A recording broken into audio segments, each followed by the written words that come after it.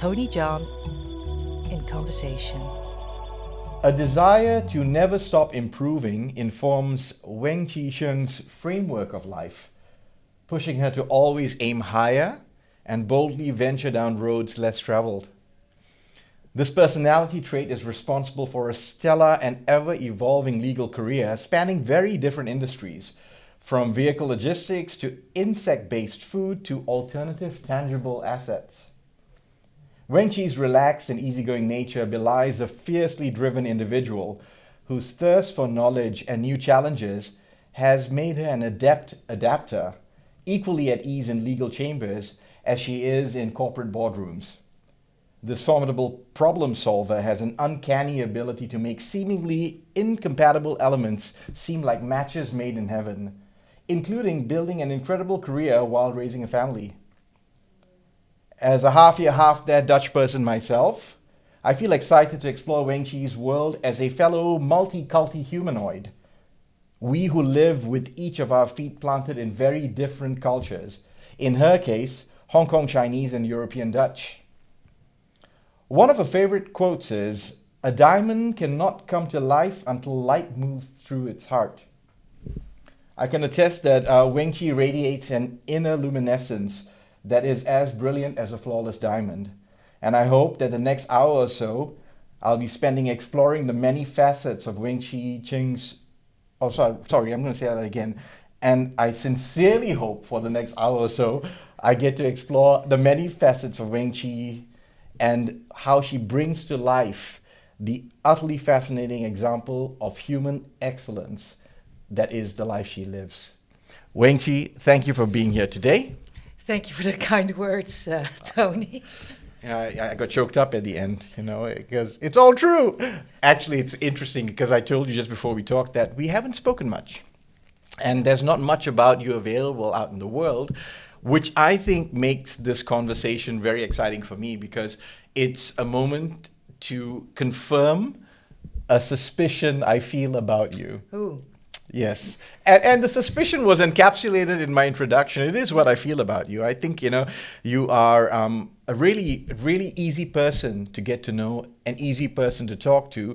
And you have this lovely ability and it's a social skill to make others feel at ease in your presence and to make them feel like, hey, let's have fun together, right? And the last time it happened, it was in a work context, actually. But you still break the ice. You help break the ice so easily, and I love that about you. Actually, I think that's a beautiful human trait to have because it makes others feel special. Thank you.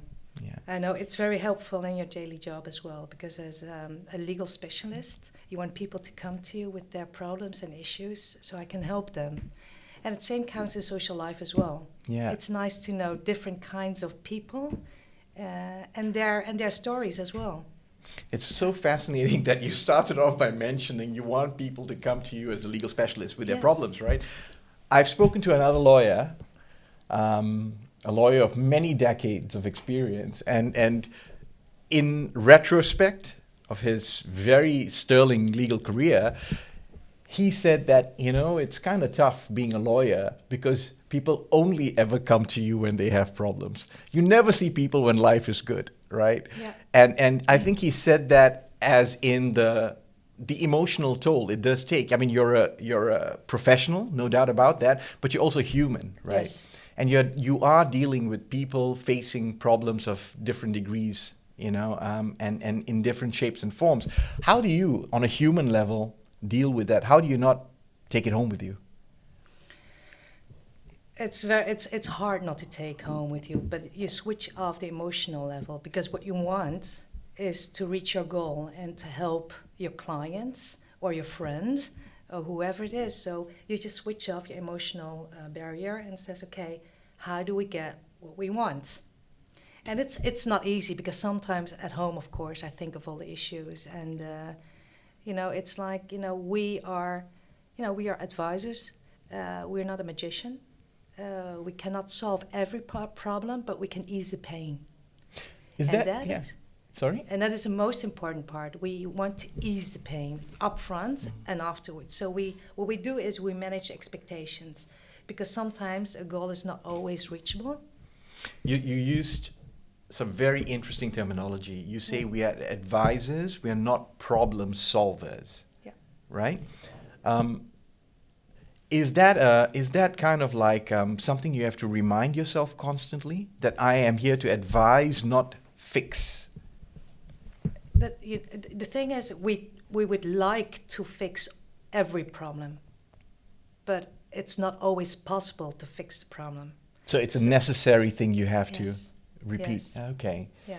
And was it always easy for you to be able to draw that line and to be able to separate things? Or did you have to train yourself in some way? Did you have to attain certain experiences and knowledge in order to be able to do that? Are you able to do that as a human being, you know? Yes, but I think I got it back from my parents. My parents are entrepreneurs.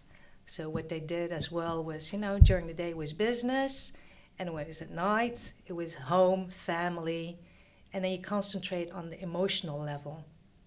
So you have to switch off the business button. Interesting. And so they set an example. Yes. From absolutely. Yes, okay. I'm very proud of my parents, So what is the parental structure like? Which part of it belongs to one culture? Which part of it belongs to another culture? And I think my upbringing was really Chinese. Yeah? Yeah. Well, your upbringing was here in the Netherlands? In Belgium. In Belgium? In Belgium. Okay. Yeah, just going back to the history, I was born here in Holland, moved to Belgium, lived a few years with my grandparents in Hong Kong. Mm-hmm. And when I was 8, I moved back to Belgium. Yeah. Oh, so the earlier years was in Hong Kong? Yes, without my parents. Without your parents. How did that come about? Because I have exactly the same experience. I was raised by my grandmother till I was 11. Ah. My parents were in the same city, but it still meant I saw them on weekends and sometimes after a couple of weeks. But, I was raised by a grandparent. Yeah. What? So I saw my parents twice a year. How did that come about, though? If I may ask. My parents were building their business in Belgium. So they started as every Chinese family in restaurants. And later they opened import-export business in clothing. But that meant that they really had to work hard. So during the day it was office hours, and at night they worked in a restaurant. So they didn't have any time to raise me and my sister. So we were sent back to my grandparents, and I think that brought a lot to me as a person as well. I really want to dig into this because this is therapy for me now. I living in this country, right? And I've been here for 24 years now, 23, going to 24. And when I tell the story of my childhood and being raised by a grandmother, sometimes I see a look of horror on the faces of people, asking, why is that? And everyone assumes there's some sort of emotional scarring, or psychological scarring. But the honest truth is, she made me feel so utterly loved. Yeah. And however, that was my experience. What was yours about just the idea, the concept that your parents didn't raise you, but your grandparents did in another part of the world? I've thought about it a lot of times, and now being a mother as well of 2 kids, I can't even imagine how difficult it is to make the decision to send your children away in those crucial years. Mm-hmm. But they made a decision because of love and because of they wanted you to have a very good future and the possibility to go to university and have a good life. So it was a sacrifice. It was a sacrifice, yeah. And I'm grateful for that, absolutely. And on the other side, I learned the language well. I learned to my grandma well, and my grandfather, and the culture, and all those little things that still influences my life at this moment. Because I have certain habits that are more Chinese than Dutch, I assume. Yeah. So those I consider those really formative years. Yeah. And what I experienced at 11 when I moved back with my parents, again, totally different from your situation because they lived an hour away from my grandmother, but still, that was traumatic to me, because that was my life. It was a little village in Malaysia, and I loved it. School was a walk away, and there was always someone around. My grandmother was always there for me. So it was just a given I would come back from school and she would be there. She'd be there when I went out to play and I came back, with some food. And I became a latchkey kid going back to my parents because they were both working, they were busy. Yeah. And I Yeah. would come back and open the house and come in, and that for me was the adjustment I needed to make, actually. What was it like for you coming back now to the Netherlands? Coming back to the Netherlands, to Belgium, Oh, actually. to Belgium, sorry, yeah. It was completely different, of course. Different cultures, away from the surroundings that I knew. But of course, I have my sister. Older, younger? Older, 2 Okay. years older. And by the time we got back in Belgium, everything was a bit more established. My parents could afford an in-house nanny to take care of us. But it's different when you have parents working all the time. And I remember those years to be quite difficult, but you accepted life as it was, because that was business. Yeah, it's fascinating that I spoke about the multicultural thing, because I think this is a fundamental difference, right? I share your opinion. I have a child, and I can't imagine for those years being away from my child, but at the same time, the sacrifice is incredible. Yes. The element of sacrifice, and you're living proof of why that sacrifice paid dividends, right? Yeah. Because you got that education. Yes. And you didn't have to restrict yourself from pursuing whatever you wanted to study, etc. And they paved that path for Yes. you and your sister, right? Yeah. And how do they speak about this period in time? They don't like to speak about that period of time, of course, because I think they feel guilty as well, but there's no reason for them to feel guilty about, because it's such a beautiful thing. And if you sacrifice a part of your life for your kids, it's amazing, it's incredible. So that's why I'm always saying, I'm incredibly proud of my parents that they provided us what they gave everything. Yeah. They literally gave everything. Yeah. As a parent of 2 children yourself, right? You have Yeah. 2 Yes, I have children, 2, right? yeah. You do understand what that meant. Yes. To Well, it wasn't. I think I realized it when I got my children on my own, and whenever you stayed away for business, you felt a bit guilty. But now they understand. It's like no. You just go and do your thing. We'll be fine. And, How old are the children? My oldest one is 11, and the youngest one is 7. Okay, Yeah. wonderful ages. Yeah. Wonderful ages. 2 divas. Yeah. 2 divas. Yes. Okay. What was your academic path like? Did you start immediately studying law, or was there a different? Yeah. So path? I went to the European school in Belgium. Yeah. And then I had to make a decision where I was going to study. First, my first choice was London, and then I discovered the whole law system in the UK is totally different than Europe. So a friend of mine called me and said, "Why don't you come to Amsterdam? It's lovely here. You would like it. There's a lot of parties. You can go to the college whenever you want." I was like, "That sounds good." Yeah. So I ended up in Amsterdam. Very relaxed approach to higher education, it seems, in Amsterdam.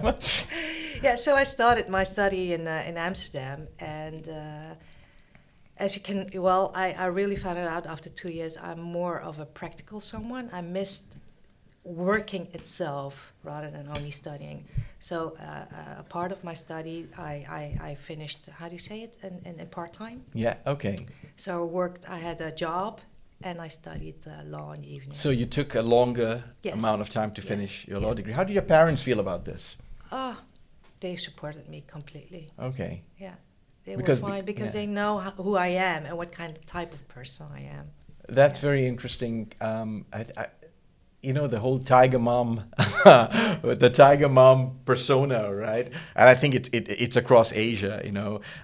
They talk of the Chinese tiger mom, but I think the tiger moms from India are the same, right? Yes. It's the same obsession that you need to get your education in place, and and your masters and your PhDs or whatever, and you got to be 19 when you're done with all of that, Yes. right? So there's bragging rights, so to speak. So it's fascinating to hear that they let you explore education at your own pace. Yes, because eventually I got 2 other sisters as well, so we're with 4 children, and they discovered that we were all different types of persons. Okay, four sisters. Yes, four sisters. Yeah. Right. So I was more the practical one, and they just let me go and do my thing. And they knew, I'm a serious type of person, and they knew everything would be fine. So you're more hands-on. You learn by doing. Yes, right. definitely. So the four sisters, the four sisters, your three siblings. You're the practical one. How would you describe the other three? Ooh, that is very sensitive. I have a sister weekend coming up, so I better be careful what I'm saying now. This won't come out till after the weekend. Don't worry about it. Okay. I think two of them are more theoretical ones. Okay. And I have two younger sisters and one older sister. And my older sister, she's more pragmatic, just like me. Yes. So the first two came out being pragmatic, practical. Yes. More hands-on, Yeah. and then the latter two are more book-driven, academics-driven. Yes. Okay, fascinating split. Yeah. Yeah. And there's a 7 years difference between me and my younger sister. 2 years with your older, and then 7 7 years and 8, yeah. and 8 with your younger. Okay, now that's really interesting because it does hint at a change in your parents' lives, probably, Yes. in those 7 years in between. Yeah. What do you think that change was? I don't know. Maybe it was because they had a bit more time Okay. to be a tiger mom as well. Yeah, you think so? Yeah. Yeah, I don't know. They had a bit more time, and I think that part of life was more at ease rather than in the beginning when they had me and my sister. Yeah. My theory. Might it be that as the first siblings, right, first children, you were more exposed to the heavy entrepreneurial phase of your parents' life, so Probably. doing became Yes. very important. Yes. Not just talking That's about a it. very good analytic. Yeah. That is completely true. Okay. To see your parents struggle and to work hard and to make the decision and to leave you at your grandparents. Yeah. So your younger sisters grew up with your parents. Yes. Okay. They did. Now you have two children of your own, right? Two girls of your own. And I think there are merits in both. There are merits in setting an example as a parent that, you need to work Yes. for it. And at the same time, there's merits in the confidence and comfort of knowing your basic needs, which includes education, of course. Your basic needs are taken care of, right? We want you to thrive, right? I think both have great merits, right? How do you raise your girls? Because we all tried to compensate what we didn't get from our parents, I think. I think I'm very an old-fashioned mom, definitely. what does that mean? What's an old-fashioned mom? Being strict about everything what is important. I find value is very important. And that's something that we need to give our children, values. And as protective as we try to be, it's not always the case. We can't always protect them. So what we can do is prepare them for life. Okay, values. What would be values that you cherish or you hold dear? Helpful to be kind and be helpful to other people in need. Yeah. Okay. Anything else that comes to mind? Kindness, generally speaking, as a Yes, human being, right? yes. Okay. Anything else? Make sure that everything you do is your decision. Okay, so independence, Yes. autonomy. Yes. Yeah. How do you? What's the conversation with? Sometimes we talk about school, and then I say, if you say you did your best, I trust you, and just remember you're doing it for yourself, not for me, not for anyone else. Okay, I love that because that's the kind of that's the kind of mind game my mother played with me, which really worked. Yeah. Because it's the idea that you're not doing this for me. At the end, you're doing it for yourself. It's your future that's being dictated by the choices you make today, right? Yeah, I can give the basic, Yeah. and then they have to work on it themselves. It's really, and I think that is a very interesting approach, because inadvertently, by choice or by coincidence, it's the same approach I've had with Is my it son. something Asian, you think? I don't know, because I thought it was the exact opposite of because if I was Asian, if I was really the way my Asian background would be, I would dictate how my son should live his life. I would dictate, you're going to have to study now, etc. But I keep using a different approach, which is the approach of everything has consequences. And my advice is, I think you should spend the next X number of weeks before your exam studying, because you're going to regret it if you don't. Dictating, Yeah. that works decades ago, but it doesn't work in 2022. It really worked with me, though. Yeah. That's a confession. If I didn't have a dictator, whether it was at school or at home, I would have gone very wrong in life. I needed that. And I have a son. And I see a lot of me in him. How old is he? He's 19. Oh. Yeah, he's older. But the rebellious streak was there from the time he could open his mouth. He always had an opinion. He always had his own way of doing things. And one side of me struggled with with wanting him to be the person that he is, and the other side was that point, values. But I come from different values. I come from the values of respecting your elders, etc. How do I reconcile me being multicultural, my son being absolutely multicultural? Did you find it difficult? I did. But you know what I realized, Weng Chie? The difficulty was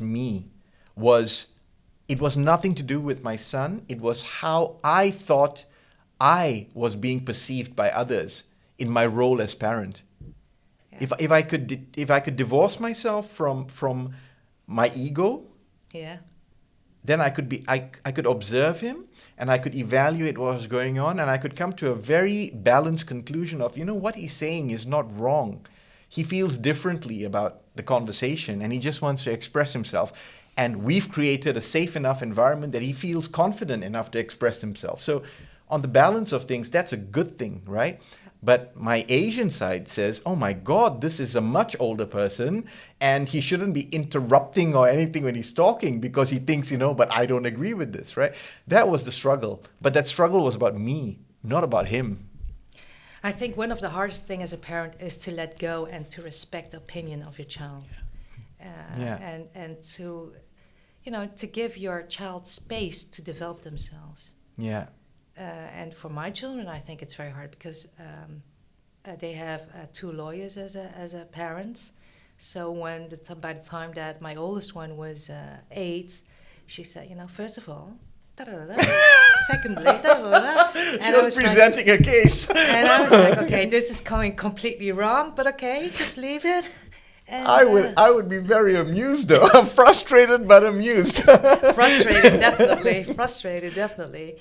Yeah, but it's nice to see how they develop themselves and what they pick out, on daily life, the words you use, the thoughts you have, and then you can help them create a base of their own personality. Well, they are mirrors, right? Yes, they are. They are mirrors. So it's fascinating that the the approach to work becomes the approach to conversation, even in the private life, where you have to break things down to their sum parts and present the argument that way, right? Yeah. How does it work with 2 lawyers doing that, engaging in this form of conversation? Sometimes it was really hard, but I'm divorced now, so maybe that's one of the reasons. I guess it got very hard. No, but it makes you very pragmatic as well, because then you come down to the essential part of life. What is really important and what is not. Yeah. And that's what I'm trying to teach my children as well. What is important? What is important today and what is important for the future? As well as for my clients. Yeah. It's not about the emotions, because it's how you feel. You're feeling frustrated at this moment. Yeah. But tomorrow, the frustration will be gone and you'll be still having the same problem. So how can we solve the problem? You have to take away the emotion from your problem. So that's to see really it interesting, clearly. because I think that is also the secret to having a healthy conversation with anyone, Yes. regardless of whether it's about it's professional or private. I think when you can extract the emotions, Yeah. you can have a healthy conversation about any given topic, without internalizing it or personalizing it, Yeah. right? Yeah. And I see that's right now, public discourse is so difficult. It feels really difficult. There's taboos when it comes to words and language and topics, etc. But at the end of the day, it affects all of us. Yeah. So we should be able to sit and talk about it. But I think that's the secret, is emotion. Yeah. How does one extract emotion in when engaging in a conversation? People get upset, or people get overexcited, or people. So I try to be neutral, to distill everything what they say, but that's the part why I like to talk to different types of people, because I can learn something from them, about their emotion, but also about what they find important in life. And for every person, it's different. What about you, Weng Chie? How do you extract emotion when you're engaging in a conversation? No, maybe not extract, but how do you control those emotions from dominating the opinions you form and the words you speak? Ask yourself the question, is it helpful to the conversation? Is that your practice? Yes. Is it helpful to the conversation? Yeah. How quickly does that process happen? It's something which is always in the back of my mind. Okay. Yeah. So are you comfortable with not answering something immediately? Oh, Because you're yes. reflecting on this. Is it helpful? What I'm Yes. thinking of, is it Yeah. helpful? Yeah. Is it helpful? Okay. Do you do that with your children as well? Yes. Okay. Do you see them doing that as well? Thinking about what they're about to say? Not about what they say, but I a few days ago I had conversations about crying. I said, the problem with crying is people never know what your emotions are. Are you crying because you're in pain? Or are you tired? Or do you need help? Or are you sad? There's nothing wrong with crying, but if you cry too much, people will never know what the emotion is and if they can help you and if you really needed to be helped. So that's why crying is important, that if you're really upset or if you're in pain and you need help, in both cases. It's so interesting, because this is the story of the boy who cried wolf, Yes. right? And it frames how important stories are Yes. for us to learn about life. How did the girls react to your explanation of crying? They say, but Mom, don't forget, babies, they cry too. And I say, for two reasons. Or they are sad, something is wrong with them, or they're in pain, they need someone. Yeah. It's very precise language, actually. Yes. Although they can't verbalize it. Yeah. That's exactly so crying is emotional as well, right? Yes. And that is inadvertently the one thing that we keep repeating at home when we have conversations. Let's take a breather, let's not get emotional, and let's just talk about it, Yes. right? And 19 years with my son, almost 30 years with my wife, we still don't succeed, because in the moment you get so caught up in something. And that's why I always wonder, as a lawyer, it becomes fundamental to you performing your job, right? Which is to extract the emotion from the moment and to be able to deal with things with a kind of neutral, balanced perspective. Yeah. What does the law mean to you, actually? Oh, that is a very difficult question. The law is the law, of course, but we all know, what we do as advisors and lawyers is that we paint reality. That's what we do. You paint reality. Yes. Yeah. So that is contradictory to what I think the man on the street might think the law represents, which is very rigid, solid, concrete rules, right? Yeah, there are rules, but as you know, not every rule is applicable to every situation. And that's why I always say we paint the reality with those rules. So you paint with a base set of colors Yes. that a law provides you, Yes. but you put the colors together depending on Within the frame. within the framework and depending on the argument you want to Yes, make, right? Yes. Okay. Do you ever get into a moral conundrum? Painting this way? Of course, but you Yeah. have to stay true to yourself. That's the Okay. most important part. And that's for everyone to decide for themselves. So that's the foundation, right? Yes. That's your childhood upbringing, values, Values. everything piled up together, Yeah. and that becomes the moral compass that you guide Yes. your life with. Weng Chie, tell me about. I asked a question. I don't think I got an answer. When did you realize you wanted to study law, Oh, I wanted to study law since I was 7 or 8. and why? I think all the movies and Okay. and everything. But I never thought I would become a company lawyer or a legal advisor. What did Yeah. you think about? Criminal lawyer. The court Yeah. cases, Yes, Perry the court- Mason yes, and LA yes, Law and all of yes. these, right? Okay. Yeah, and then I realized at a certain age, I think 16, 17, like, I can't do that.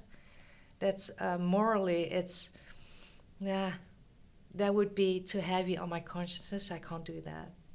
Yeah. Okay, so we just spoke about the moral compass, Yes. right? Everyone is entitled to a defense, Yes. right? And I still believe Competent that, defense, yeah. right? Yeah. Where would the dilemma arise as a criminal lawyer, you think? Where would the moral dilemma arise, since you mentioned of defending someone who is accused? is accused? Yeah. And of course, as a lawyer, you have some background information as Yeah. well. So that would be a problematic thing for me. Yeah. So there's the case of someone's accused, and as a lawyer, You have to defend him. you have to defend it. But there's a case where someone is accused, and as a lawyer, you believe that it's a wrongful accusation, or the person is innocent actually.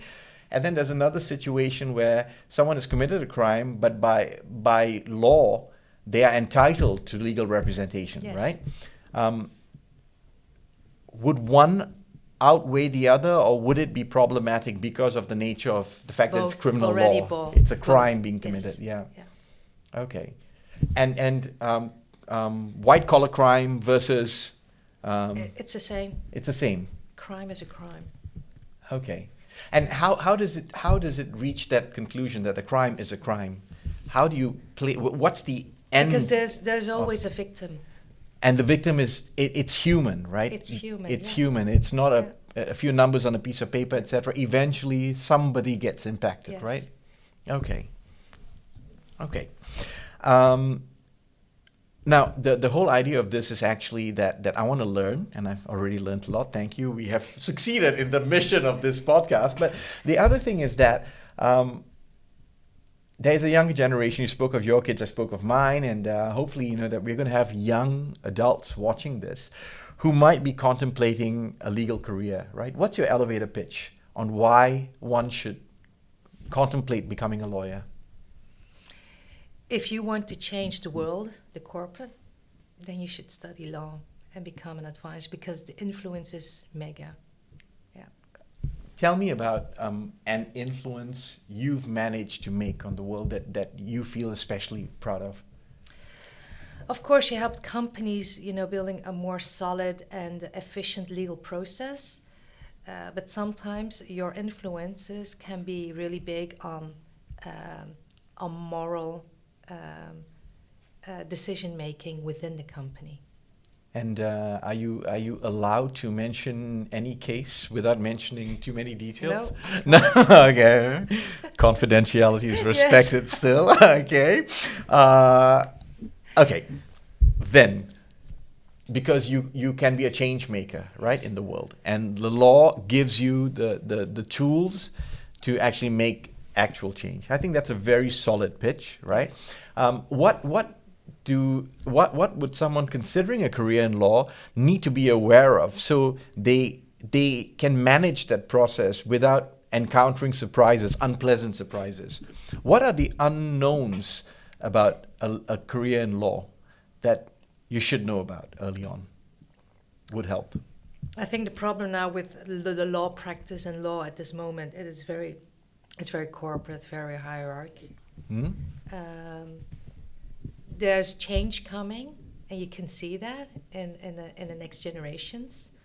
I think people shouldn't be afraid of stepping into that new world, because of course we've known all the law firms with all the partners and the Yeah. different types of layers within that company. I think that will change really fast. What might the new law firm look like? More equal based. Okay. And that's because of the next generations, they have more, they want a more balanced life rather than having work on number one and then the family and friends to the rest. So what we saw with COVID was that people are reconsidering their life. What is really important in life? Well, my friends and family and my health. So they decided to work more part-time rather than full-time or even overtime. So I think the law practice is going to be much more well-balanced.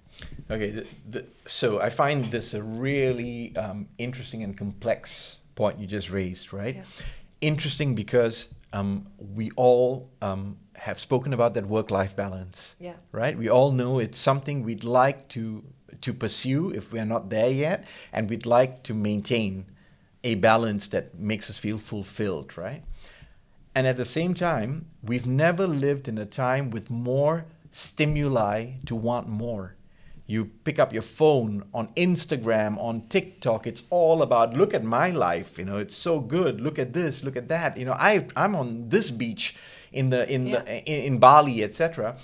And so I think we've never been bombarded so incessantly and so frequently with, you want this, you want more, what you have is not enough. And at the same time, there's this concept about a work-life balance, which means I can work less because I value, but I see people suffering with this actually because, but I also want to own my own home, because all the successful people I know have their own homes and they drive these cars and they go on these holidays, etc. And I want that too. But then the math doesn't make sense anymore because that takes hard work. Yes. And hours, long hours. Unless, you're one of the few people who write code and all of a sudden you're a millionaire. But, that makes up a tiny fraction of the world, right? And most of us are still subject to that equation, which is work, and the amount of work has a direct correlation with the amount of income you earn, right? How do you reconcile these two things? That's a downside of social media, I think. And that's a huge problem, is that people having unrealistic a view on the world. And yes, you have to work for money and to do certain things, but I think it's more well balanced. It doesn't have to be 5-star luxury.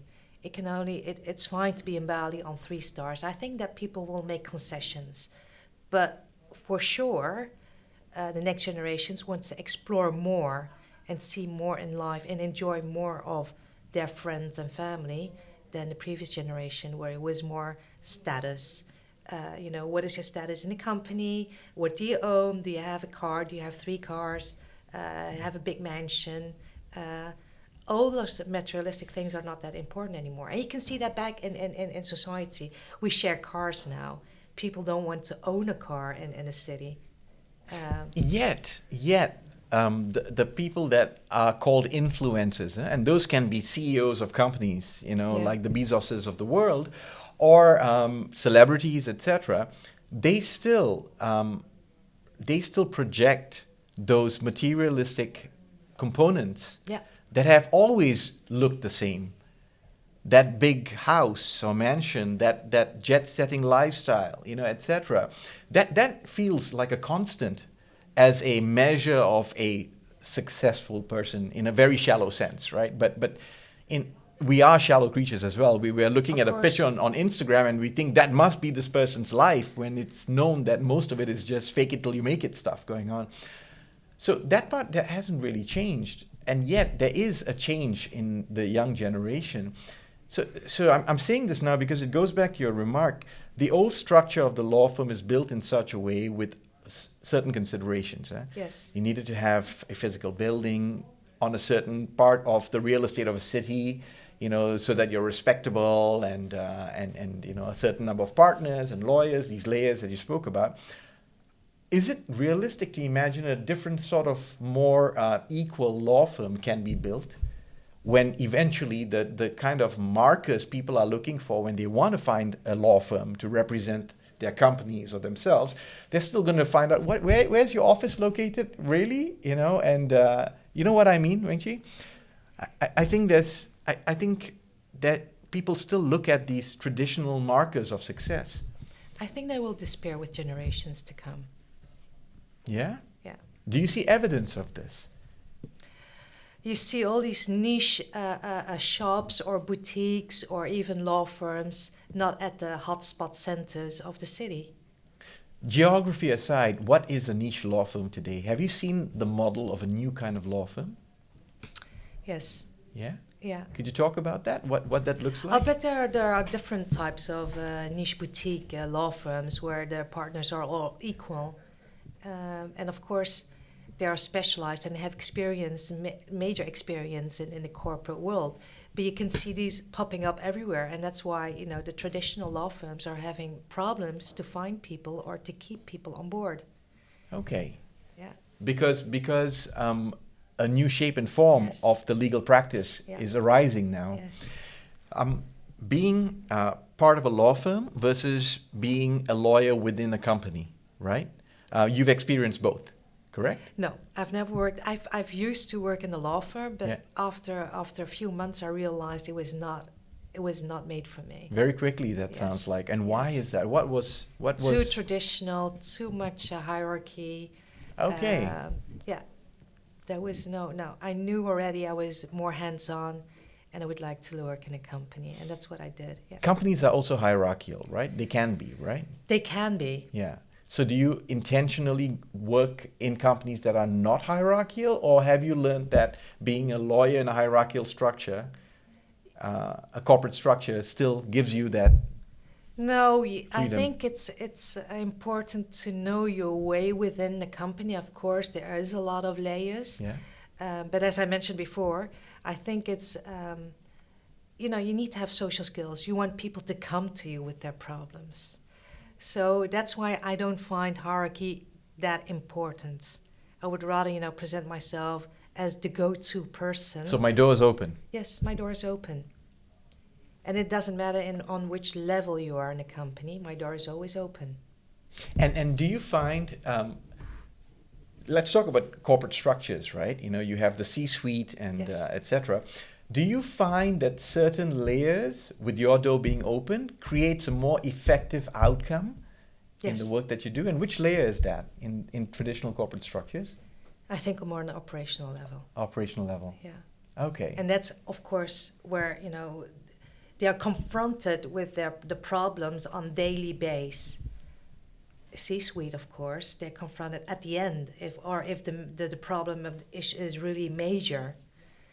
But you want to start, where it starts, the problem starts. Then you can help it and prevent it to grow into a bigger issue. So your door is open on the operational level. You Yes. impact greatest change, right? Yeah. Through the guidance you provide, the advice you give. And then you have a really strong personality sitting on top, right? Yes. And what happens with that tension if that strong personality doesn't quite agree with what's happening on the operational level, on a legal issue, on a policy issue, etc.? Convince people. Yes, with arguments, of course, with facts and arguments. That's the only thing that counts. So leave your emotion behind it. Yeah. And do you have a kind of format you like conducting these discussions?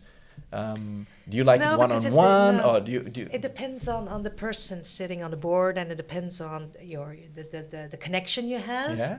And of course, you have different types of management and leaderships. So you need to know where to go. It's also about social skills. Being a legal advisor, it's everything. It's about social skills. Yeah. What's the most difficult personality type? Ooh, the dominant one. The dominant. The narcissistic one. Yeah. Yes. Okay. Yeah. And you must have encountered one or two of those in your Yes. career so far, right? Yes. Have you ever have you devised some way to deal with a narcissist? Well, that's one of my major rule is, only speak when you have really something to mention and to speak about. And then for the rest, keep low, keep down, so that those people know that if you mention something, it's a really essential, important thing that you wanted to discuss. And this applies especially to a narcissist? Yes. Okay. Yeah. I must imagine you have encountered these type of persons yourself. Yeah, I have. But we are in very different fields of work, huh? And I come from the creative industry, right? And it depends on what I'm doing, but sometimes there's this old adage of the advertising world, which is, if out of all the 100% of work you do, 95% is what the client wants, and if you're lucky, you get 5% to do the amazing creative things that you want to do, right? And I deliberately chose to flip that formula around. I wanted 95% to do what I see I should be doing for my client, and 5% I'll compromise, right? So I think in choosing this path, I have already answered the question, which is it's very hard to work with a narcissist who wants to control everything, who wants to feel they are right all the time, but I have in my career, I have the luxury of being able to say no to that. Your role feels fundamentally to deal with every type, including that, which I can imagine a lot of leaders have narcissistic traits, right? I mean, you don't get to the top, you don't get to become president or CEO without having some degree of belief in yourself, sometimes even false belief in yourself, right? And so, yeah. That's why I have a lot of respect for those people, because they climbed the ladder as well. Yeah. They got to that position where they are, and and one of the best advice I ever got was when I was younger was choose your battles.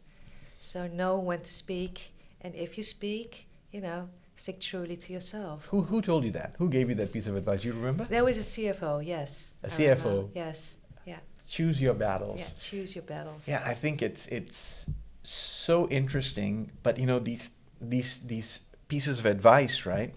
It's so beautiful to read it, but when you're in the moment, it's really hard to have the presence of mind to ask and answer the question, is this a battle I want to fight right now? Yeah. Do you have a meditation to help you see clearly whether I want to pick up that gun and run up now? I get in discussion with myself in the car, and it's like, oh, okay, so it's A, B, or C. What should I do? And then in the car you can choose B. Yeah. But on the setting itself, when you are in discussion, it can change. Arguments can change your mind as well. It can change your view, and then you have to do the analytics. Okay, but is this correct what we're doing? I think that's really, really important, because sometimes when you play out the scenarios, and you've made a choice, right? You might run the risk of not being open to hear what someone is saying, because you're completely focused on, this is the road I want to go down. I think that's what I've encountered in dominant characters. They're so sure of the path, right? And sometimes that's needed, but at times their ears are closed to listening to why other paths might be an option, And that is the area that I find interesting. So when you're dealing with a narcissist, I have a hard time with it. When I'm dealing with people who are really strong in their belief about something and they're making an argument for it, right? I find that very fascinating, because then it's very motivating and inspiring. You bring in the arguments, right? And you find a way for them to listen, and that's a human challenge that's really exciting. The First Ladies of Law. Yes. Tell me about that. Well, it's a group of lawyers, legal counsels, and judges, which is actually created by Academie voor Rechtspraktijk. Yeah. And what we do is we gather yearly meetings for seminars, but also to have fun together and to exchange experiences and views on things where we're stuck on. So it's a brainstorming girls group. Yes. Okay, so pardon the question. Okay, don't crucify me for this, but I'm going to read it exactly as I wrote it. And if so, why do female lawyers need a support network? Well, female legal practitioners, you said judges as well, right? Yeah. I think it's what we all knew as the boys' old network club thing. There's a need for women as well, to exchange their business perspective, but also to discuss what we encounter and where we have the difficulties to find balance between private and work. Ah, okay. Because most of the lawyers, they do a lot of overtime, but we also have a family Yeah. to enjoy and to run as well. So it's a balance of those both things. So, and it's finding a group of women who understand the challenges Yes. because of sharing the same profession, Yes. right? So you started off by answering, everyone knows about the old boys club, right? So there's a concept in biology, actually, and this is really interesting. So this is not about mental or intellectual ideas. It's in biology. There's something called, I think it's called, don't quote me on this, I think it's called tit for tat evolution, Yeah. right? And it's almost like, okay, so this species keeps attacking me. I'm going to evolve and develop something that not only deals with that, but can attack it back. So it's almost, I'm going to give you back what you're giving me. And biology also works that way, right? Nature. Is the first ladies of law, is there a tit for tat element in there to push back against the boys club? Hey, now we have a girls club as well. No, definitely not. No. I don't know. It's not like it's not the discussion between man and woman, or it's not about that. No, it's not about that. It just happened to be a bunch of women coming together and thinking, but we can do this. We can create a network. We can rely on where everyone can be an inspiration for other females as well, as in on the legal profession, and exchange experience. How did it start? It was actually originated and created by Academie voor Rechtspraktijk. So it was more on the legal seminars perspective.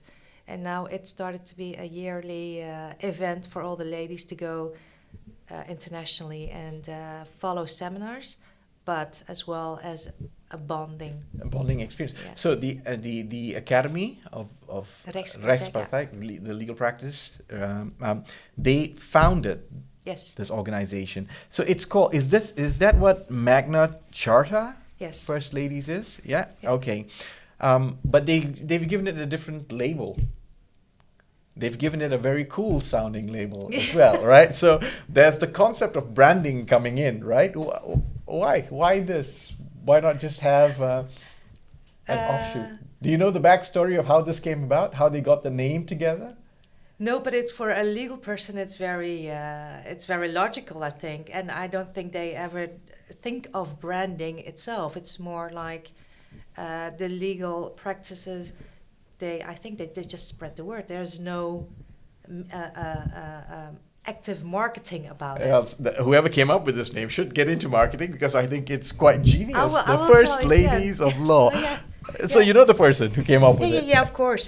He's a founder, yes. It was a guy. It was a guy who liked to be surrounded by, all these different types of... That man has a very clever plan, actually. Yeah? So how long ago did this happen? I think it started already in 2017, if I'm not mistaken. 2017? Yes. It's coming on to 5 years now. I said, or even earlier. Yeah. Were you a member since the start? In the second year. In the second year.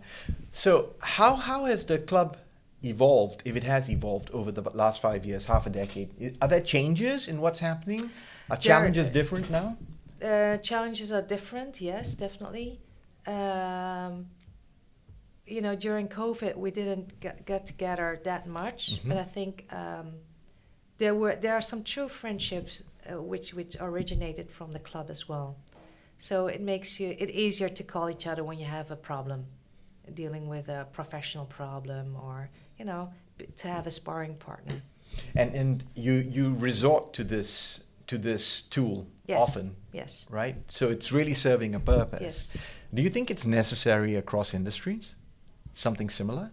Or is that something unique to the legal profession? Different pressures? No. But I think there's a lot of entrepreneurs organization who have this as well. As I think the Brilliant Ladies Business Club is one of them as well, where accidentally, it's all women, of course, but Yeah. where they, can reach out to each other, and help out each other when they have a specific problem in the business.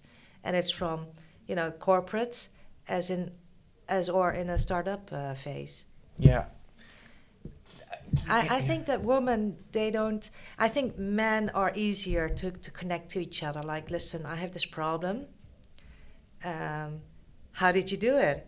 What did you do to find a solution? Or I think they would, give a call to their friends or network to see how it can be helpful. And I think as a woman, we've always tried to be independent and try to work ourselves up the ladder. But we can easily, help each other. So that's your perspective on the difference between men Yes. and women, right? Yeah. So with women, even amongst themselves, there's a resistance or hesitancy to ask for help?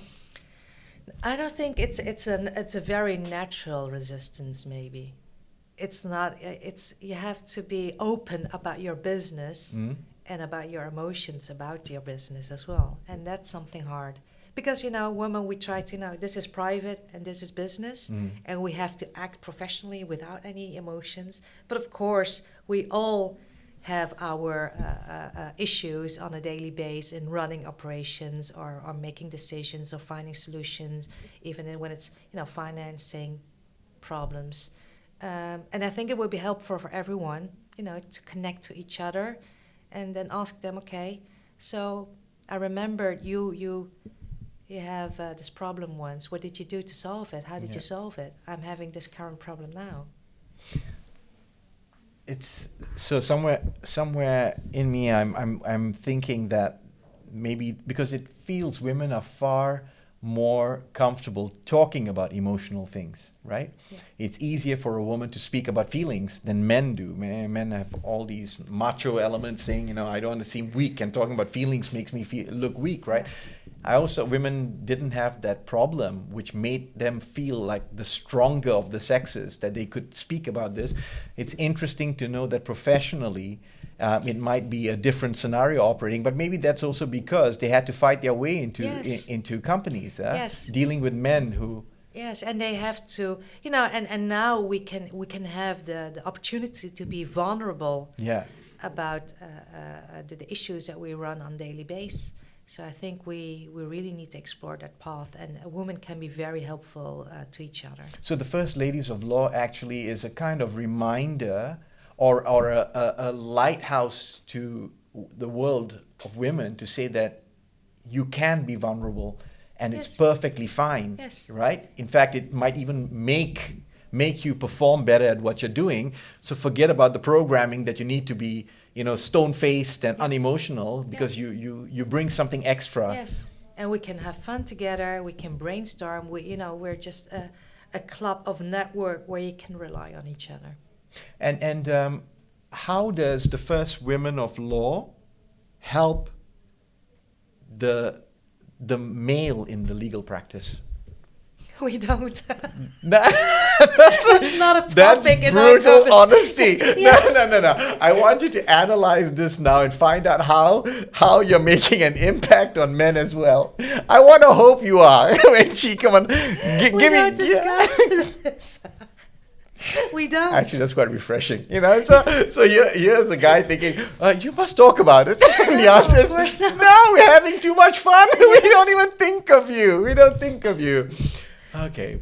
But I think it does help because it's helping the legal practice, right? It's helping how companies, how practices are set up, how the law is practiced on an individual level. Yeah. I often think, it's like letting sunlight into a room. I think men want to be vulnerable as well. But again, the programming tells us that's a sign of weakness, right? And I don't see any progress on that level. No? No, do you? I don't know. I've often said that I think I possess very feminine, emotionally, I'm very feminine in my traits, right? Yeah. So I always feel relieved when I can speak honestly about what I'm feeling with a person. But I have encountered men who have a really hard time with that, And it's a kind of trap. So, there's a discussion going on about how this makes for a toxic work environment or a bad work environment. I see a different perspective as well. I see that these are men in self-imposed prisons, because no human being wants to pent up everything that they're feeling. I think we need a valve to release it, right? So that's why men do high risk things like whatever, fight sports or this that, go in fast vehicles, etc. Generally speaking, because I think there's so much buildup in there. It's like a pressure cooker that you need a more extreme release to get it all out. Yes. And I think if you find a way to get it out as it's building up, you won't need to find such extreme ways to. But I think release. that's a point you're making is the major issue in society, not only in the profession, in the business, but a lot of men are not capable, or they're learned not to talk about their emotions. They don't know how to talk about their emotions. And that's pretty sad, right? Yes, it's very sad. So it has so many negative byproducts, and the toxic work environment is definitely one of them. But again, I often think, damn, you need healing. You need a journey or a process of healing, because that fixes a lot of things, Because I think forcing a change of behavior when there's no realization of why that change is important, it's just going to last for a little while, and it's going to go back to the way it was before, And that's why I think policies being shoved down the throats of people is the least effective way to bring about change. You need to wake them up to why that change is necessary, And that is one of your biggest role as a legal professional, is to make people understand why we're having policies and why we're doing the things that we do. And not because we've always done it, but it's because we need to change. Yeah. I think going back to social media, it becomes a very challenging time for people to have the patience to hear the why as well. Everybody wants the golden answer within 30 seconds. We are used to everything being fast, and if you can't provide that one sentence that says everything, people just, they clock out, and they're not paying attention anymore. But what do you think about social media? Do you think we're going to drift away from it because of people? No, I don't think so. No? I think social media is here. It's here. It's become part of the fabric that is society. The same way, the telephone and the internet, and it all became the fabric of how we live our lives. I think social media is that. I think social media is a fantastic tool, but I think we're still in the phase of people going crazy, exploring what this tool can do, and they're doing a lot of bad things there, with the tool. But eventually, I'm a hopeful person. Eventually, I think they're going to figure out, this tool is good for that. And that's when we'll see how important social media is. I mean, Twitter has brought liberation and democracy to parts of the world, but Twitter is also where people get canceled, and, God knows how many horrible things have happened because of social media. But its impact is undeniable. And whenever something has such a massive impact, right, something that we build, I'm not talking about a cataclysmic meteor coming, but we created this, right? And it's so impactful that I must think somewhere in there, there's a grand design that there is a net good from this. Or maybe that's just me seeing the glass half full, I don't know, but if my oldest daughter said to me, she was like, yeah, but Insta, it's not real, Mom. It's all fake. Everything is fake. Oh, that's not real goodness, life. Weng Chie, I think you should, whatever God you pray to, you should go and give it offerings that your daughter has said that. Yeah, and she's 11. There's a guy called Jonathan Haidt. He's a social psychologist. Yeah. And he wrote a book called The Coddling of the American Mind. He's got 2 daughters about the age of your girls. Yeah. And he studied the effects of social media on teenagers, on children and teenagers. And the book does not paint a pretty picture, especially for young girls. Yes. It's devastating what social media is doing, which is why I reiterate, if your 11-year-old is saying this, my goodness. I'm so thankful that she realizes that. It's because, for these girls seeing all these fantastic images about, Bali, thin girls, size 34, it's all glitter and glamour, but it's not the real world, of course. No. But then you have to realize it, that it's not the real world. Yeah. And and that's a problem with being a teenager nowadays.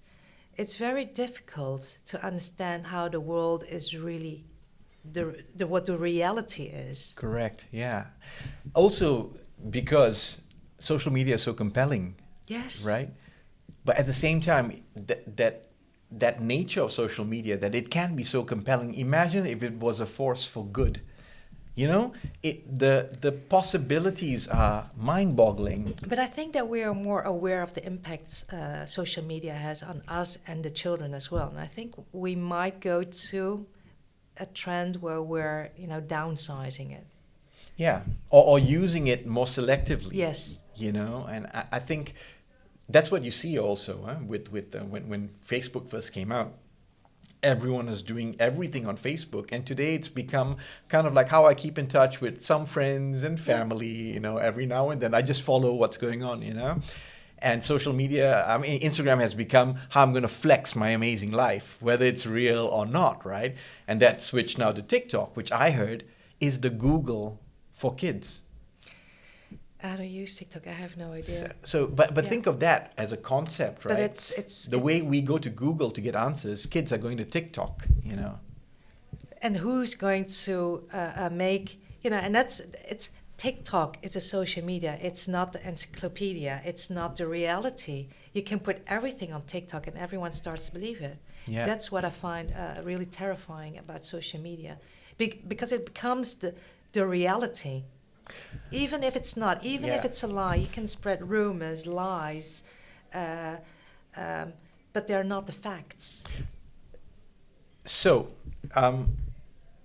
that feels like also a byproduct of an abuse of trust. And so, you had institutions like the New York Times, like the Washington Post, whatever the equivalent is in this part of the world, in Europe, and when there's trust in the brand, in the information they provide, and I think there have been abuses of that trust. They've taken sides and presented distorted versions of the facts, and the moment that trust is broken, right, it creates room for someone to fill in that gap, because a void is created, a void of trust, and someone comes in to fill that void, right? Yes. That's logical, and at the same time, coincidence or not, the whole concept of Web3 is expanding right now, and one of the tenets of Web3 is decentralization, sovereignty.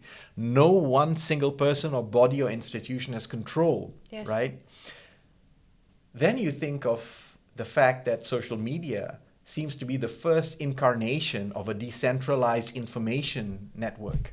And that is terrifying, because who's going to draw the framework? That are the values of society. If that was your task, Weng Chie, this is your task today. You're going to appoint that board, that morality board, who's going to create the framework, right? How would you go about it? First, I would put up, I think, a democratic system to see how we can vote on everything. But the scary thing about Web3, of course, is that it's based on our fundamentals, are the basics that people are given. There are no rules except your own values, and that's how you behave in Web3. Yeah.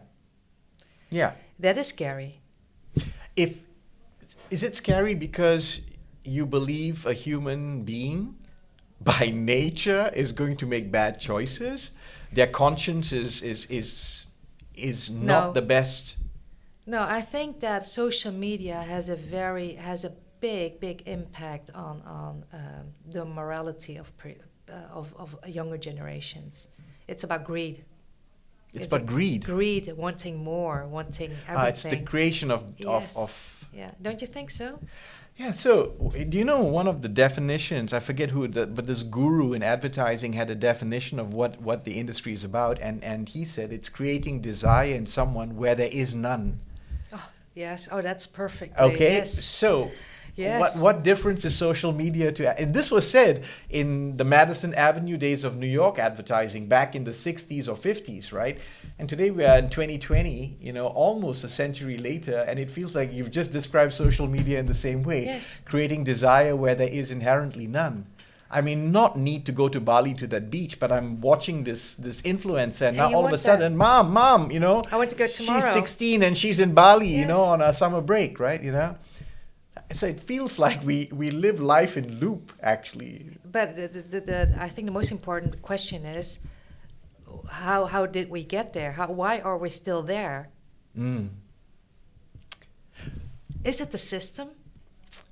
At the same time, glass half full, a Weng Chie is created in the world who comes up, who's raised by parents with a very high work ethic, who are willing to make sacrifices, and you were raised to become the person that you are, who's contemplating these ideas of right and wrong, of social media going haywire because there's no structure anymore, of everyone just being there doing whatever they want. And you are still part of a system that doesn't feel very different from the system operating today, and yet good people, strong people who want to make a change in the world come out of that system, right? So do we need to worry? Is it a net negative, or is it just an equilibrium that's still being maintained? Yes, the last part, I think. Yeah? Yeah. I mean, I can catch myself thinking, okay, but Weng Chie, do you really need this? Is this important? You have to ask yourself that question every time. Yeah. Yeah. Someone said that the most precious thing you have is your attention. Yes. Which is related to time, and what you give it to defines your experience of life, right? So maybe we're giving too much attention to this question. Yeah. Yeah. And if we just take our attention and put it somewhere else, it might seem less dire than it feels. I feel the same way. I feel very. I don't feel very hopeful when I see what's happening in social media. When I hear of things like deep fakes, etc., I feel even less hopeful, and I start wondering, how much content my child has put out in the world, that someone can. Yeah. And that's a problem with legislation as well. With the deep fakes, we can't legislate everything, and it's so we are dependent on the morality of people who are using those instruments. Do you believe in the goodness of people? Yes. Okay. Always, until it's proven otherwise. But yes, I do. I think that is the most important thing, because I believe that if you believe that, somehow or other you're navigating, on the right course. Yes. I think, because otherwise life becomes quite bleak, right? It becomes heavy. It becomes heavy, yeah. Yeah, and that's something that's a very nice word, because that's maybe why I wrote that about you in the beginning, because you lighten the room, and that's a really nice trait, considering you're in such a heavy profession. Yeah. Dealing with problems all the time. Weng Chie, I got one last question for you, and it's a bit about tech still, since we're there already now. Do you think AI, machine learning, is going to fundamentally change the legal profession? It's going to change the profession in a very positive way. Tell me how. We can work more efficient. And I think, of course, there's always, when you studied law, you have to start somewhere. But there are a lot of legal things that can easily be done by AI, which are, the non-brainers. Yeah. So they can help the legal process and the legal operations a bit much easier to go through. What's the one thing that AI and machine learning could never replace in the legal profession? To judge every problem in its situation. Because, every issue has, different frameworks, different setting, timing, aspects, elements. There are a lot of factors you need to involve in your analyze, or in your solution. So that is something AI can never. So the technologists would argue, pardon me, I was about to sneeze. The technologists would argue that AI is an ever-consuming sponge, right? Yeah. So it can absorb far more scenarios, far more case law, far more etc. than any single human being can do. Yeah, but they can never analyze the emotional part of your counterparty. So if you're in a negotiation, they can never analyze your emotions behind it. They cannot read your emotions or what your desire is and what the outcome you're looking for. But I can interpret it, I can discover it, and I can take that away in my solution or in my analysis or in my advice. So I think that's what makes a good lawyer, right? Yes. Someone who can read other human yes. beings and identify the emotions at play. Yeah. Weng Chie, I have one last question. Sorry, I can't let you go yet. Okay? We spoke about Instagram and the picture you paint of the outside world. The one thing I noticed about you is your sense of style, your sense of dress. Oh, thank you. Yeah? And you have your own sense of style, for sure, right? How does the way you present yourself influence the performance of your work as a lawyer? When I feel confident in my clothes, I feel confident in my work. And I think it's a huge part of who I am. And I don't think that a lot of people realize is that the way you dress and the way you style yourself, gives you a certain feel about yourself. It's more about I do it for myself rather than for anyone else. It makes me feel good. Okay, so interestingly, you're not dressing the way the tribe does. No. You're dressing to make yourself feel Yes. empowered Yes. and confident and good. Yeah. Right. Lovely. I think everyone should do that. I do that as well. I dress for myself, and sometimes it doesn't fit the tribe, though. The tribe kind of goes. But it doesn't matter, because eventually it's all about you and how you feel and how you perform. Absolutely. I totally agree. Weng Chie, it's been a pleasure. Thank you for having me, Tony. Thank you for coming here, and we'll talk again. Yes, there's more to definitely. pick up, right? Thanks. Bye-bye.